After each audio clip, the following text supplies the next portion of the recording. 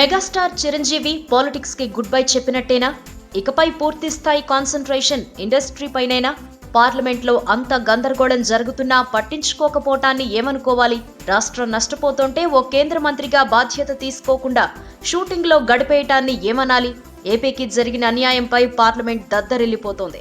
ఎంపీలంతా parliament ఆవరణలో ప్లకార్డులతో నిరసనలు తెలుపుతున్నారు. గల్లా జయదేవ్, రామ్మోహన్ నాయుడు లాంటి యంగ్ ఎంపీలు తమ వాక్చాతుర్యంతో కేంద్రాన్ని నిలదీశారు. ఏపీకి జరిగిన అన్యాయంపై ఏకరువు పెట్టారు.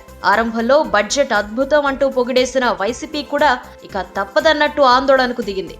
ఇంత జరుగుతుంటే రాజ్యసభ సభ్యుడైన చిరంజీవి ఎక్కడున్నారో అర్థం కాని పరిస్థితి. తనకెందుకులే అనుకున్నారో లేదంటే తనకు సినిమాలే బెస్ట్ అని డిసైడ్ అయ్యారో కానీ షూటింగ్ పై ఉన్న కాన్సంట్రేషన్ స్టేట్ పై లేదు. దీంతో అంతా ఫిక్స్ అయిపోయారు. పార్టీ పెట్టిన హడావిడి విలీనం చేశాక తగ్గింది.